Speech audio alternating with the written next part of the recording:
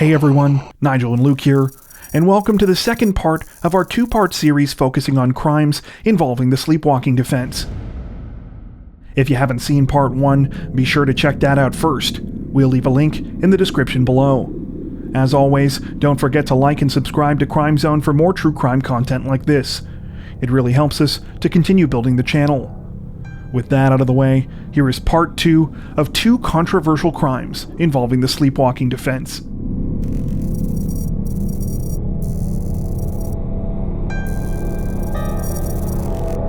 At approximately 4:45 in the morning on May 24th, 1987, a man named Kenneth Parks showed up at a police station in Toronto, Ontario. The 23-year-old appeared to be severely distressed and disoriented, and had blood dripping from his hands, which had sustained serious cuts. In his agitated state, he seemed to have trouble speaking coherently, but soon managed to muster these chilling words to police. Quote, "I just killed someone with my bare hands. Oh my God, I just killed someone. I've just killed 2 people. My God, I've just killed 2 people with my hands. My God, I've just killed 2 people. My hands, I just killed 2 people. I killed them. I just killed 2 people. I've just killed my mother and father-in-law. I stabbed and beat them to death. It's all my fault." Authorities soon learned that Kenneth was indeed telling the truth.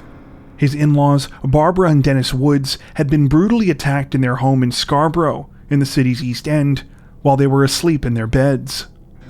Though Dennis managed to survive the attack, Barbara had succumbed to her injuries. She had been beaten with a tire iron and stabbed multiple times.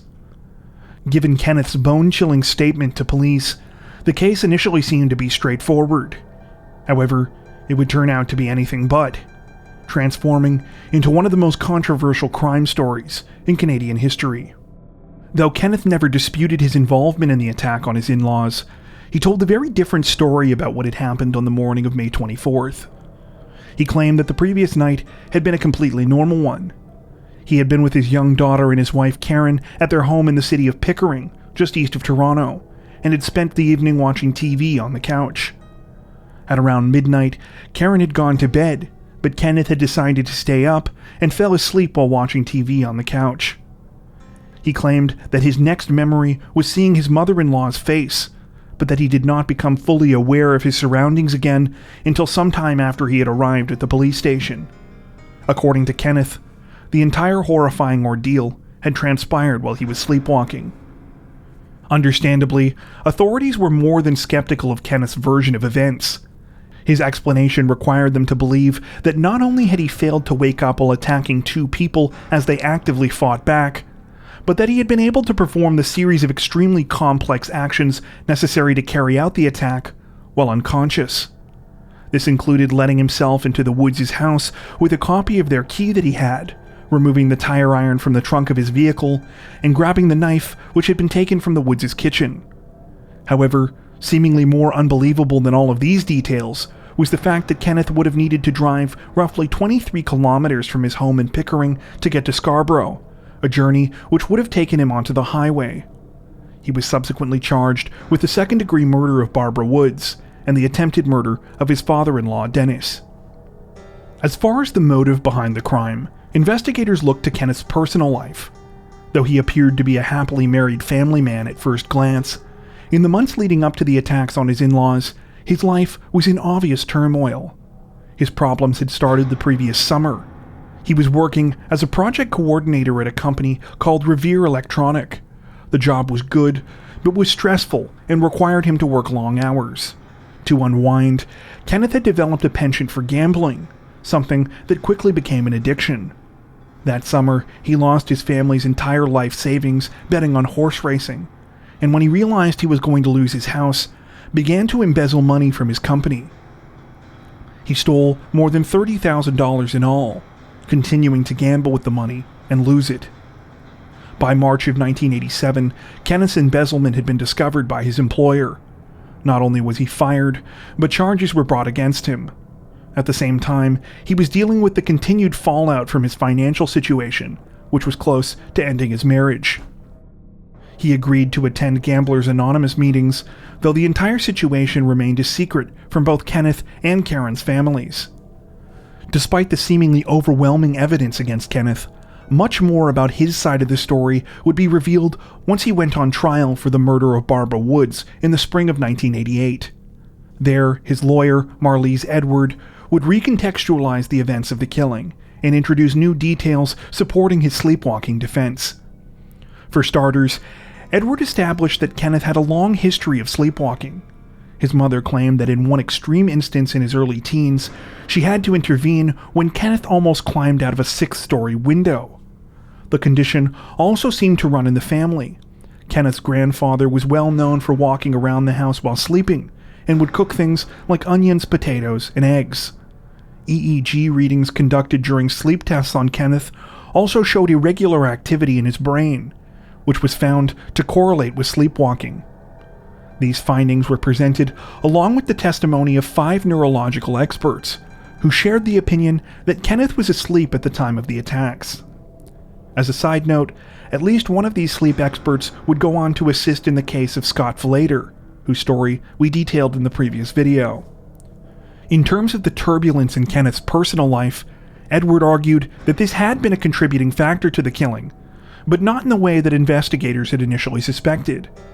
Instead of acting as a conscious motive, Edward argued that the stress and anxiety that Kenneth was experiencing due to his financial difficulties and gambling addiction had acted as a trigger and had set off his sleepwalking. Furthermore, it was argued that Kenneth had no reason to want to harm either of his in-laws. He was certainly embarrassed about the situation he had gotten his family into, but he had a close relationship with both of his wife's parents. Barbara, in particular, used to refer to Kenneth as, quote, her gentle giant. In fact, on the day of the brutal attack, Kenneth and Karen were supposed to have dinner at Barbara and Dennis's house to explain what had been happening with Kenneth's job and his gambling addiction. He was also supposed to fix the Woods furnace. Both of these reasons were offered as potential explanations for why Kenneth may have headed to their home during his sleepwalking episode. Finally, there was Kenneth's actual observed behavior at the police station. In addition to seeming confused and distressed, he also appeared not to be feeling any pain, despite the fact that he had severed tendons in both of his hands during the attack. This serious blunting of pain sensation is referred to as dissociative analgesia, and was attributed by Kenneth's defense to him being asleep both during and after the attack. To the shock of many, in May of 1988, Kenneth was acquitted of the second-degree murder of Barbara Woods by a jury. 2 months later, he was given the same ruling in a judge-only trial for the attempted murder of Dennis Woods. In that instance, Justice David Watt said that the onus was on the prosecution to prove that Kenneth was conscious during the attack, and that they had failed to do so beyond a reasonable doubt. Despite the rulings, both decisions were appealed, and would spend an additional 4 years working their way through the court system. The Ontario Court of Appeals upheld the acquittals in 1990, and in 1992, the case made its way to the Supreme Court of Canada. By the time the case reached the Supreme Court, it was no longer just about whether or not to uphold Kenneth Parks' acquittal. The court was also tasked with deciding the secondary issue of whether sleepwalking should be classified as, quote, a disease of the mind, and instead of an acquittal, should have resulted in a verdict of not guilty by reason of insanity, which could have meant confinement to a psychiatric institution. The Supreme Court upheld Kenneth's acquittals, and further found that his defense of sleepwalking did not constitute a mental disorder. In the decision, Justice Gerard LaForest wrote, quote, it may be that some will regard the exoneration of an accused through a defense of sleepwalking as an impairment of the credibility of our justice system. However, these views are contrary to certain fundamental precepts of our criminal law. Only those who act voluntarily with the requisite intent to commit an offense should be punished by criminal sanction. Addressing concerns about what this precedent would mean in the future, he went on to say, quote, it is difficult to feign sleepwalking. Precise symptoms and medical histories beyond the control of the accused must be presented, and as in this case, the accused will be subjected to a battery of medical tests. As you might have guessed, despite being legally settled by the highest court in the land, debate surrounding the case continues to rage to this day. As one final note, Though Kenneth was acquitted of murder and attempted murder, he did plead guilty to fraud charges and was given a 3-month suspended sentence in order to pay back the money he stole in restitution. His wife Karen, who stuck by him throughout the trials involving her parents, later divorced him over his continued gambling issues. Kenneth received medication for his sleepwalking and has reportedly not reoffended. That brings us to the end of our list. Do you know of any other cases like this that you think we should check out? Tell us about them in the comments section below. As always, if you enjoyed our video, don't forget to like and subscribe to Crime Zone for more true crime content like this, making sure to hit the notification bell to stay up to date with our latest releases. Thank you for watching.